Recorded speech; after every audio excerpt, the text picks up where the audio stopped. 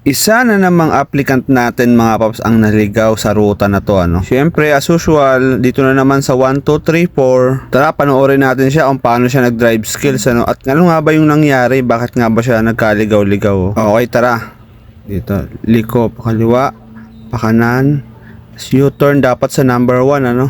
Number 1. Okay. Ito, mali na kasi yung ikot na dito, kaya dito na yan, tuloy-tuloy na yan. Number 2. Number 2. Okay, very good. Number 3. Okay, tama rin siya dito sa number 3 yung ikot niya. Number 4, exit na dapat dito. Oh. Dadaan ka muna sa number 4. Oh, anong ginawa mong ikot? Mali. Mali ang ikot niya eh. Kaya yun talaga eh.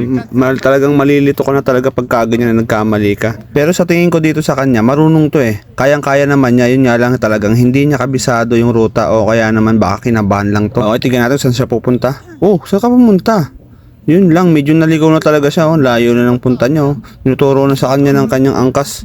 Yun nga, dahil mali siya, kaya naman exit na lang siguro gagawin nito. Ayan na nga, sinasabi ko, exit na nga lang talaga siya. Advantage talaga kung mag-a-apply kayo mga paps, ano, kabisado nyo na yung ruta. Kaya kabisaduhin nyo na.